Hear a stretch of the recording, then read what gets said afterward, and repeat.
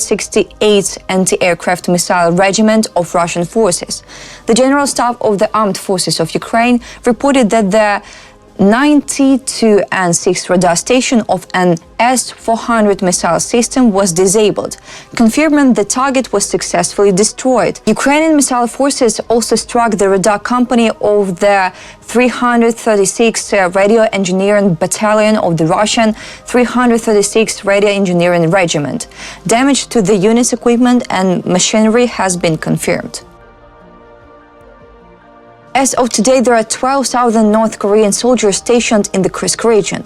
At the current rate of casualties, the entire contingent could be killed or wounded in combat by mid-April 2025, reports the U.S. Institute for the Study of War. The report also referenced a statement by Ukrainian President Volodymyr Zelensky, who noted that as of early January, 3,800 North Korean soldiers had been killed or wounded in the Kursk region. The institute also recalled a statement made by Ukraine's Defense Minister Rustem Umerov on November 5, 2024, in which he stated that North Korean forces were involved in small skirmishes in the Kursk region. However, on December 6, Russian military bloggers began claiming that North Korean troops were engaged in more extensive combat operations in the area. As a result, the ISW calculated that North Korean casualties amounted to approximately 92 soldiers per day since they began participating in large-scale battles in early December 2024. The institute recalled that North Korea had deployed approximately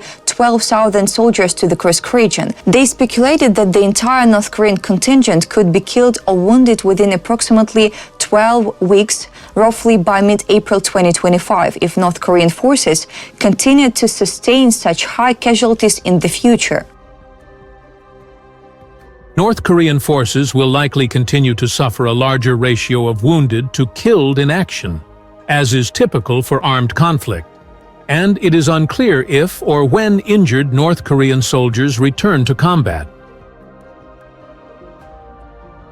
Ukraine seeks an end to Russia's large-scale military aggression and the establishment of a just peace. Simply freezing the war while ignoring the principles of the United Nations Charter will only encourage the aggressor state to pursue further expansion, states Ukraine's permanent representative to the UN, Serhiy Kyslytsa, during a UN Security Council meeting. Ukraine, like no one else, wants peace, but we will not accept the concept of peace at any price, as it will bring no real and lasting peace at all, said the Ukrainian diplomat during the UN Security Council meeting on January 16th, which focused on maintenance of peace and security of Ukraine. Kyslytsa added that such an approach would only encourage the aggressor to continue violating international law, not just in Ukraine. He pointed out that Russia's geopolitical ambitions extend far beyond Ukraine. For those who may have forgotten the ultimatums Russia issued before the invasion, I would remind their core demand: NATO must revert to its 1997 borders, said Ukraine's permanent representative to the UN. Kyslytsa added that this should be particularly remembered by the citizens of those countries that joined the North Atlantic Alliance after the aforementioned date. The diplomat emphasized that if we want to live in a safe world, the international community must not spare any efforts to counter Russia's aggressive imperialist policies. The implementation of the concept of peace through strength is the only effective tool to stop the aggressor and ensure a comprehensive, just and lasting peace in line with the principles of the UN Charter. According to Ukraine's permanent representative, the diplomatic path to such peace lies through the realization of the peace formula invaded by President Volodymyr Zelensky. We are also ready to consider other nations' peace ideas that take into account the need to restore the territorial integrity of Ukraine, do not equate the victim with the aggressor, and are based on the principle of nothing about Ukraine without Ukraine. They can be discussed in the formats offered by the peace formula, Kyslytsa said.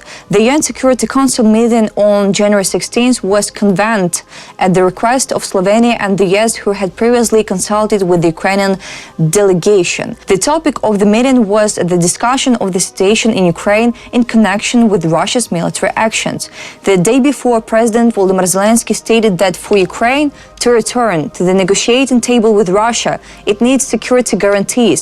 The head head of state emphasized that this would help deter future Russian aggression. Also, Zelensky previously mentioned that one of the best security guarantees for the country in terms of strengthening Ukrainian's position before negotiation with Russia is an invitation to NATO. That's all for today. Thanks for watching this video. Like and subscribe.